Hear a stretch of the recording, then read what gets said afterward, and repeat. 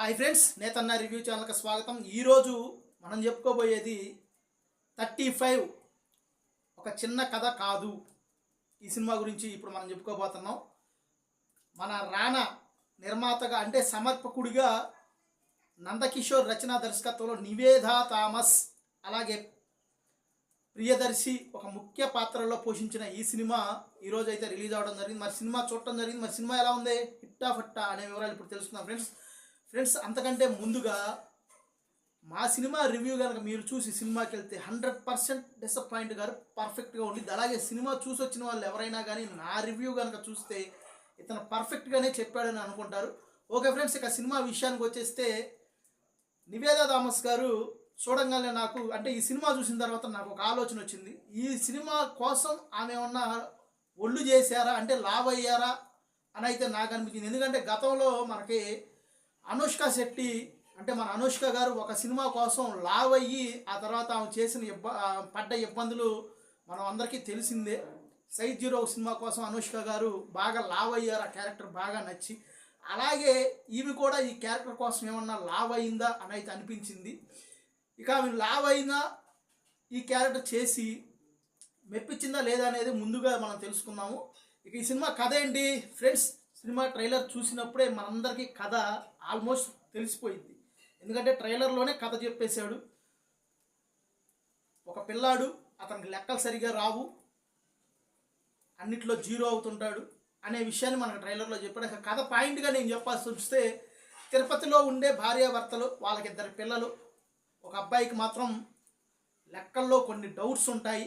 ఆ డౌట్స్ మాస్టర్ని అడిగితే అతను ఆన్సర్ చెప్పలేక ఇతన్ని 0 అంటుంటాడు. ఆ 0 అనేది ఎందుకు వచ్చింది, అలాగే ఆ అబ్బాయికి ఉన్న సమస్య ఏంటి, లెక్కలు అతనికి ఎందుకు రావు, అతనికి వచ్చిన సందేహాలు ఏంటి, వీటి నుంచి ఎలా బయటపడ్డాడు, ఇతని తల్లి నివేదా థామస్ 10th ఫెయిల్ అయ్యి కూడా ఇతనికి ఎలాంటి స్ఫూర్తినిచ్చి ఇతన్ని మెరుగుపరిచింది అనేది సింపుల్ పాయింట్. ఈ కథ చెప్పడానికి ఇది సింపుల్ పాయింట్, చిన్న కథ అని అనిపించినా కానీ మనకి కథలోనే చెప్పారు 35 ఇది చిన్న కథ కాదు అని. నిజంగానే ఇది చిన్న కథ అయితే కాదు ఫ్రెండ్స్, మంచి కథ. 35 అనేది కూడా ఈ సినిమాలో ఒక పాత్ర ఉంది 35కి. అంటే 35 అంటే మనందరం చాలామంది సినిమా చూడని వాళ్ళు ఏజ్ ఏమో అనుకుంటారు, కానీ ఏజ్ కాదు. ఈ సినిమాలో 35 కూడా ఒక ఇంపార్టెంట్ ఉంది. ఇక సినిమా ఎలా ఉంది, ఎవరెలా చేశారంటే ముందుగా రచనా దర్శకత్వం నందకిషోర్, డైరెక్టర్ నందకిషోరేనా అనుకుంటా. ఇతను అద్భుతంగా రాసుకున్నాడండి కథ, చాలా బాగా రాసుకున్నాడు. తీసిన విధానం కూడా చాలా బాగా ఉంది. ఇక్కడ నివేదా థామస్ గారు అలాగే భర్తగా చేసిన అతను కూడా బాగానే చేశాడు. ప్రియదర్శి గారు కూడా అదరగొట్టేశారు. ముఖ్యంగా నేను చెప్పాల్సింది నివేదా థామస్ గారి గురించి. మనకి స్టేట్ అవార్డ్స్ ఇప్పుడు ఇవ్వట్లేదు, కానీ 2 స్టేట్లు డివైడ్ అయిపోయిన తర్వాత ఖచ్చితంగా స్టేట్ అవార్డ్స్ కనుక ఇస్తుంటే గ్యారంటీగా రాసి పెట్టవచ్చు నివేదా థామస్ గారు ఉత్తమ నటి ఈ సినిమాకి వచ్చిద్ది అని. ఖచ్చితంగా గ్యారంటీ ఇవ్వచ్చు, 100% గ్యారంటీ ఇవ్వచ్చు. ఎందుకంటే సినిమా చూసిన వాళ్ళు ఎంత అద్భుతంగా చేసిందంటే ఆమె, మనం కూడా ఆ క్యారెక్టర్లోకి అంటే ఆ కథలోకి మనం వెళ్ళిపోయాము అనేంత అద్భుతంగా ఆమె చేసింది. ఇందా చెప్పాను కదా, అనుష్క గారు క్యారెక్టర్ కోసం లావ్ అయ్యారని. ఒకవేళ ఈ క్యారెక్టర్ కోసమే కనుక నివేదా థామస్ గారు లావు అయ్యి ఉంటే అవి పడ్డ కష్టానికి మాత్రం ప్రతిఫలం వచ్చిందని చెప్పొచ్చు. అద్భుతంగా చేసింది క్యారెక్టర్ని, ఎంత బాగా చేసింది. పిల్లల తల్లిగా, భార్యగా, ఒక 10th ఫెయిల్ అయిన అమ్మాయిగా అద్భుతంగా చేసింది. వంక పెడతానికి లేదు. ఈ సినిమా మొత్తంలో అద్భుతంగా ఉందంటే నివేదా థామస్ గారి యాక్టింగు. ఇక పిల్లలుగా చేసిన పిల్లలందరూ బాగానే చేశారు. వీళ్ళకి లెక్కలు రాని పిల్లాడిగా చేసిన అబ్బాయి కూడా చాలా బాగా చేశారు. ఇతను ఇంకొక బ్రదర్ కూడా ఉంటాడు, అతను కూడా చాలా బాగా చేశాడు. మ్యూజిక్ వివేక్ సాగర్, చూడ చక్కగా ఉంది మ్యూజిక్, అంటే వినసొంపుగా ఉంది, చూడ చక్కగా కాదు వినసొంపుగా ఉంది. బ్యాక్గ్రౌండ్ మ్యూజిక్ చాలా బాగా ఇచ్చాడు, ఎక్కడ ఎంత కావాలో అంత ఇచ్చాడు. ఓవర్ అనిపించదు, మనం కూడా ఆ సన్నివేశంలోకి వెళ్ళిపోయేంత బాగా మ్యూజిక్ ఇచ్చాడు. మనకి బ్యాక్గ్రౌండ్ మ్యూజిక్ అద్భుతంగా ఉందని చెప్పాలంటే డడడడని కొట్టడం కాదు, ఆ సన్నివేశాన్ని మనకి హత్తుకునేలా చూపించిన దర్శకుడికి బ్యాక్గ్రౌండ్ మ్యూజిక్ ఇంకాస్త బాగా ఇస్తే చూసేవాడికి ఆ ఫీల్ వచ్చింది. ఆ ఫీల్ రావడానికి 100% వివేక్ సాగర్ గారి మ్యూజిక్ ఈ సినిమాకు ఉపయోగపడింది.